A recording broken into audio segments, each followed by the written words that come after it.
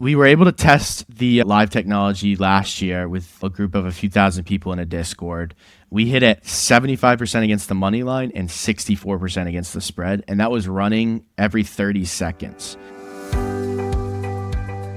Hey, this is Jesse here, and you're about to hear my discussion with Ben Howard from EdgeSports, which is sports data and predictive AI at your fingertips.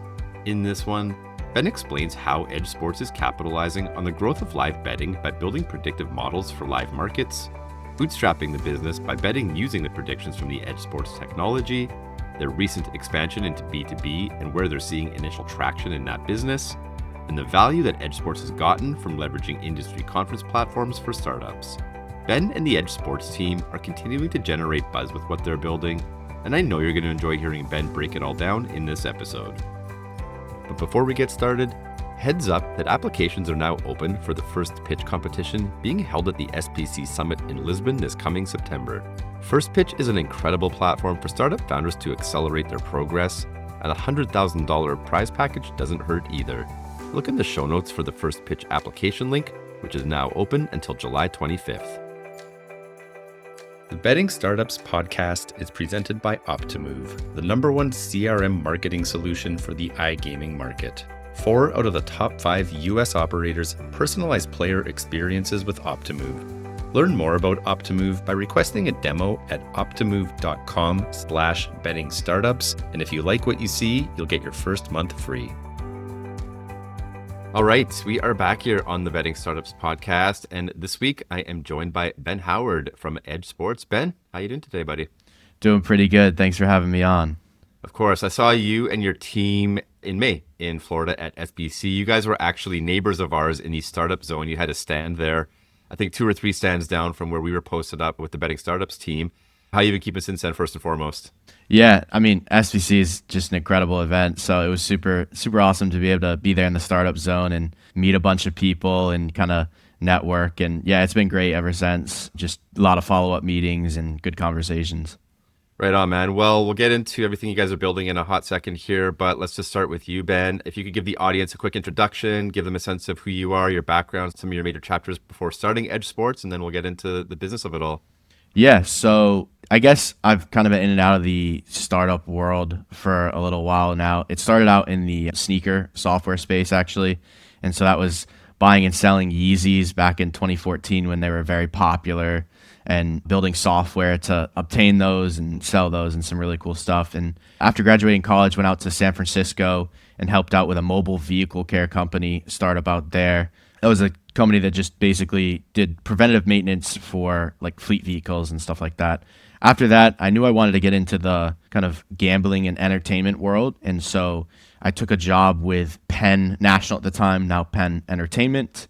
I was there for the Barstool acquisition when they sold that back. And then I left shortly after the ESPN partnership announcement and all of that. And so now I'm working on EdgeSports, and that's where we are today. Talk a bit about the origins of EdgeSports, Ben. Obviously, you know, your experience with Penn got you involved in the industry, immersed in the industry, probably helped you understand the industry a little bit better. What was the opportunity you saw that was the catalyst for co-founding EdgeSports? Yeah, so it's actually a pretty funny story with Penn. I was in there. It's close to Boston. It's outside Boston, their casino location. Made some good friendships there. I got to see the legalization of sports betting in Massachusetts take place while I was there. And so at the time, we were using Barstool Sportsbook, like that's what Penn was using. And so obviously all the people that worked couldn't use the Barstool Sportsbook because we worked for Penn. So everyone was like, oh, what sportsbook should we use now that it's legalized? Like everyone was super excited. They found out that I was, into sports betting and I liked sports betting. And so they were like, Ben, what do you use? So I was like, oh, just use DraftKings or FanDuel. It's the easiest and, it's the most common. And so they were like, well, how do you go about your research? Like, how do you know what to bet on? So at that time, I was putting together what I called a consistency sheet, and that was just crunching, trends and data for players. It was for the NFL on how they're going to do and how they're going to play. And so I gave the sheet to one of the guys there. It was a security manager, actually. And he put together some massive parlay. It was 13 legs, the most absurd thing you could possibly put together. and it won. And so he's just absolutely hooked, like a shot in the dark, which will never happen again in his life. I think he bet like $10 and won like $2,000, right? It was some crazy payout. And so that then going forward, he's telling people, yo, Ben has this sheet that's just so good. And so I start sharing it with other people. I only shared it with my friends. It was just something we used to help us with betting. And that's when I kind of stumbled into like what's out there. And so it was super early on, and there wasn't a ton out there. Like Action Network had just had their big acquisition, and people were using that. The Score had a big acquisition by Penn for like $2 billion. And, people were, using Discord groups, and it was kind of a shady space, like people flashing these flashy cars. And I was like, people are paying for this? And then there was also like a couple tools out there, like props.cash was one of the, an early tool that people use. And I was like, there isn't a ton out there that kind of simplifies that whole process of getting information for like the beginner sports bettor. Like, on any given game, there's thousands of bets. It's very hard to kind of dissect that and figure out where the value is and why they're betting on something. And so the whole idea kind of came together is like, can we simplify the research process for sports bettors just getting into sports betting, and then, as they get better at sports betting, being able to sift through the noise. Got it. And that, again, was the catalyst for EdgeSports. So give the audience a bit of an elevator pitch, Ben. What is EdgeSports, and just what's the overall value proposition behind the product? Yeah, so EdgeSports, our kind of flagship product right now, is our consumer-facing app on the iOS and Google Play Store. And we play in the tool space. The difference is, instead of just giving like a massive options of like a bunch of different things you can research on and look at, we use our proprietary algorithms and AI software to kind of narrow it down to the best possible predictions for the day. And we present that in a simplified way for the consumer to digest. And so we give them a menu of a few options per day, and then they can go and place their bets. And then the side piece to that, which we'll get into a little bit later, I'm sure, is the live aspect to that, which we'll be launching in July, carving out a space for us in the crowded, tool space, which is live guidance. Yeah, I just want to double click on that because you mentioned a minute ago, I think when you first conceived of this, maybe the tool space at that time was fairly early still. There was a few of them, props.cash you mentioned, maybe a few others. Obviously, since that time, the tool space has rapidly expanded. There's, I would say, dozens of them now, probably at this point. So to your point, I think with any new tool entering the space, you really need to have a compelling differentiator. I'm not sure personally if the world needs another positive EV tool. Maybe it does. I could be wrong. But all that to say, a differentiation is critically important now. And we'll talk about your differentiator in a second here. But just what's your broad assessment, I guess, right now of the tools ecosystem and of the tool space? Like, what are you seeing now today? And how has that changed since you guys first started looking at the space a few years ago? Yeah. So when we first got into the space, you're 100% correct. It was open. So when I looked at it, I was like, whoa, we're a first mover. Like, there isn't a lot out there. This is super exciting. But, we were self-funded. And so we didn't have a ton of money to inject into marketing and become the top dog for the research tools. And so a couple emerged that are massive now and have done very well. And then a lot more kind of other, I don't want to say copycats, but they all do the same thing. It's, they analyze research and trends, and they present that in either a cool or sleek or simplified way to their users. And it's personal preference on what platform you want to use to do your research. And so, I think that the space has room for 3-4 of those, but at what you said, there's 20 of them. And so jumping in now to the research tool space is you definitely need to find some sort of small area you can carve out for yourself to make some noise and differentiate yourself from everybody else. So you mentioned live betting is where you guys have settled in terms of that differentiator. Talk a bit more now, Ben, about sort of how you arrived there as the differentiator and sort of the opportunity you see for yourselves within that particular aspect of all of this. Yeah, so we've been kind of secretly working on it for the last 2 years, and it was our hypothesis that live was going to become one of the biggest, if not the biggest, handle for sportsbooks, just because of how many bets can take place on a single event. Sportsbooks obviously love that. Consumers love it because they're betting while watching the game. It's very exciting. they feel like they have an edge when they can, see something happen in the game and react quickly. And so Sports Radar predicted that live would grow from 32% to 75% by the end of 2025. And we kind of saw that early on with DraftKings coming out on an earnings call earlier in the year saying that live was now over 50% of their handle. And so once we started seeing these things pop up, our kind of hypothesis was like, whoa, we were right. I'm so glad we've been working on this for the last 2 years.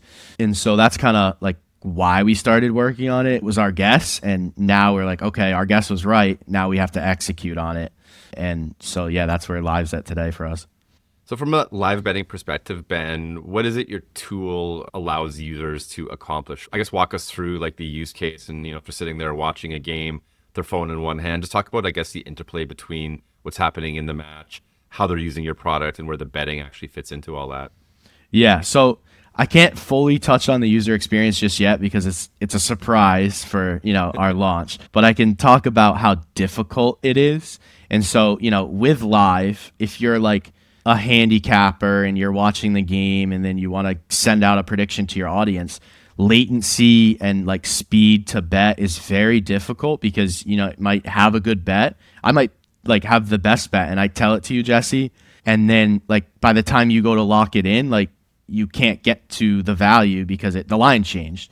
And so that's one of the issues that we tackled early on was how do we like compete against this, speed to bet and latency and get this in front of people. And so the core experience is following along with the game and getting live predictions at times where we're able to get ahead of, the sportsbooks and then give you a little bit of time to be able to place that bet and quickly get to the book through deep linking technology and different things like that.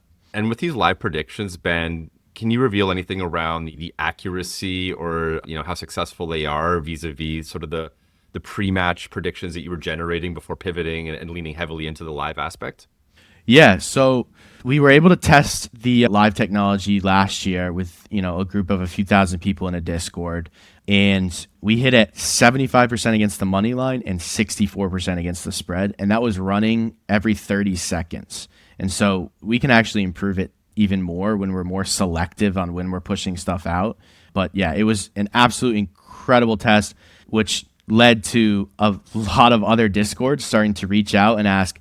How we tested it was we had a bot that fed in the live feed into a Discord and users could then look through that and go and place their bets. And so noise started to spread a little bit and other Discords started to reach out like, hey, can we get that live feed in our Discord? It became a huge selling point for their Discord.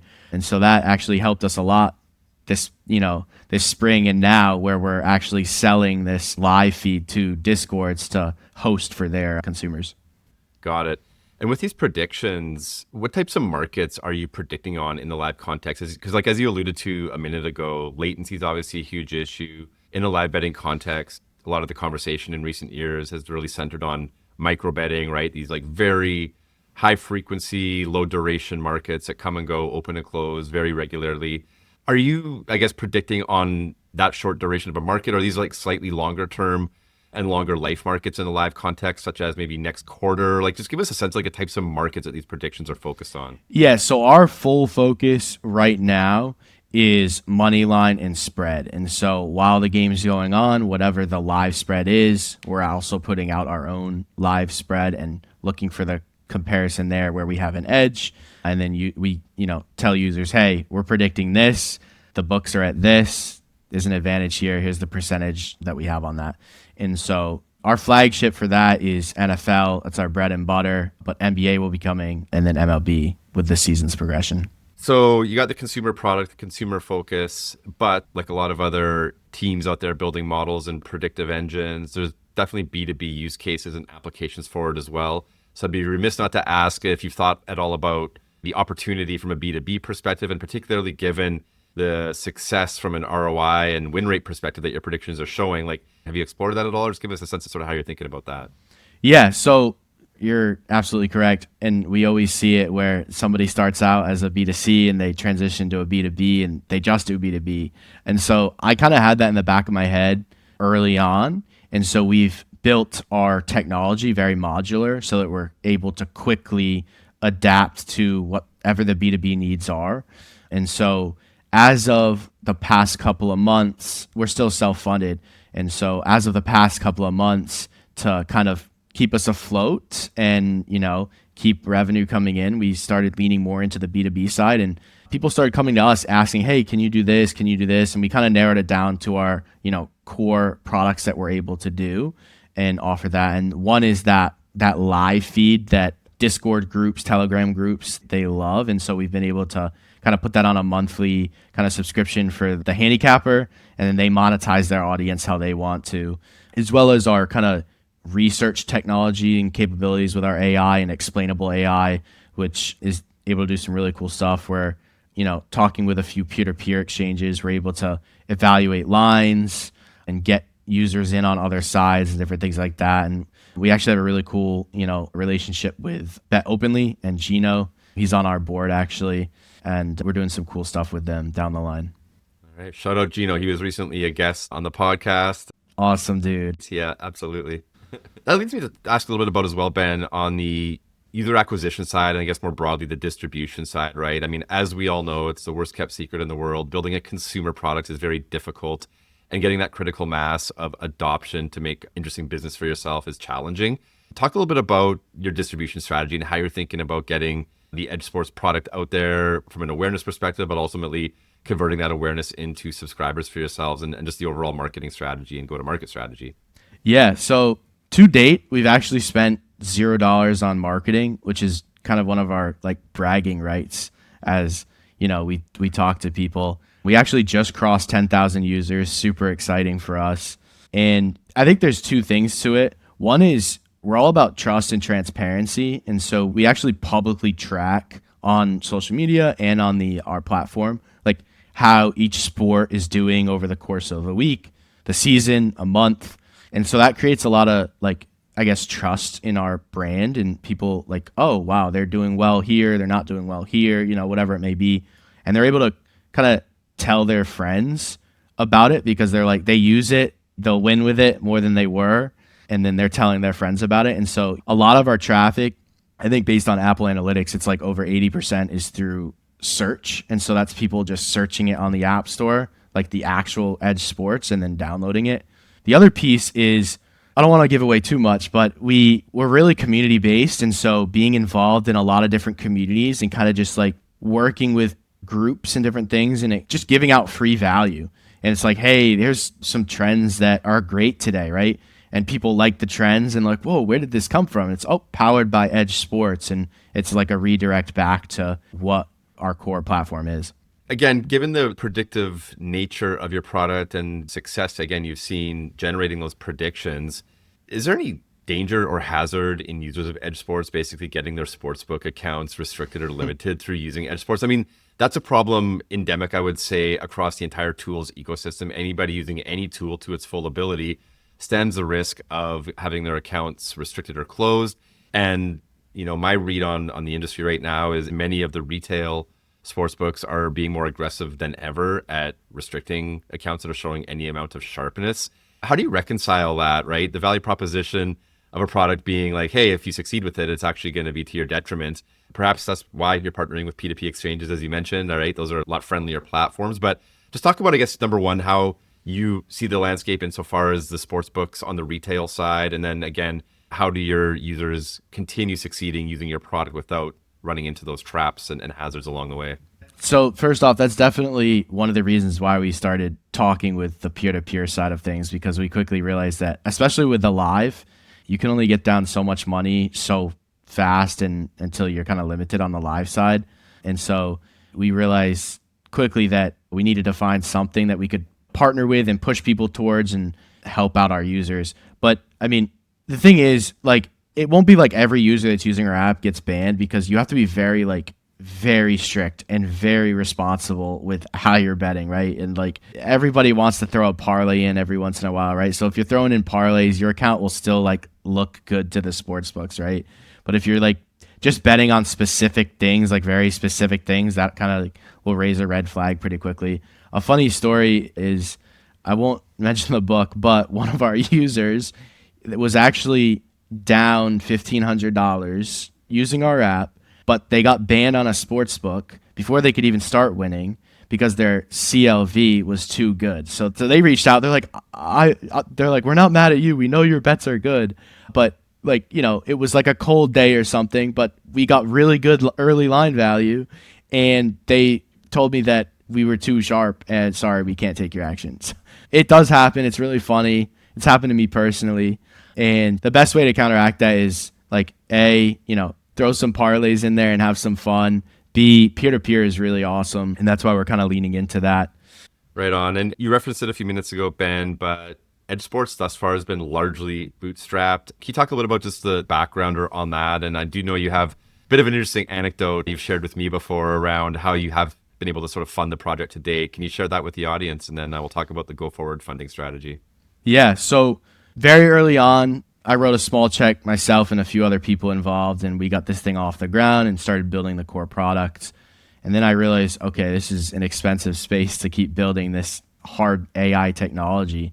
And so we basically gambled with some of our funds and used our own prediction modeling to, help keep us afloat for a little while. And it worked out pretty well for a while until we started getting limited. And then you run into, all right, how do we get money down? And it started becoming too much of a task to even get money down. And so then that's when we pivoted into the B2B side of things to keep us also afloat while we're building out this core technology. And that was just repackaging what we already use for our own technology and then providing that in an API or a live feed or whatever it may be for other companies. Awesome. So the ultimate case study, I guess, betting with your own product, funding the company that way. We got to love it. Going forward, how are you and the team thinking about capitalizing the next stage of growth, right? Obviously, NFL is about to start. You got the new product is about to launch. You got a lot of plans and ambitions. How are you looking at fueling all of that from a capital perspective? Yeah, so before we started using the B2B to help fund us, that's when we kind of explored funding a little bit shortly after SBC, the first year after first pitch, right? We had a couple people reach out. We had a couple verbal, like, yes, we'd want to write a check, let's talk. But the terms never really lined up in our favor. And again, understandable because, we were so early on in our vision. We hadn't really hit a ton of traction yet as we did this past year. And we hadn't carved out that spot for us fully. And so it was like, oh, this is great. I like how you're getting users and they're paying and their retention's good, but like, we'll give you this much for this, right? And I was like, no, our value's this. And so that's when we jumped to the B2B side to kind of use that as our raise to keep us going. And then we now have sat down as a team and we're like, okay, everyone that we talked to told us, hey, come back when you hit this, come back when you're at this. And we exceeded all of that.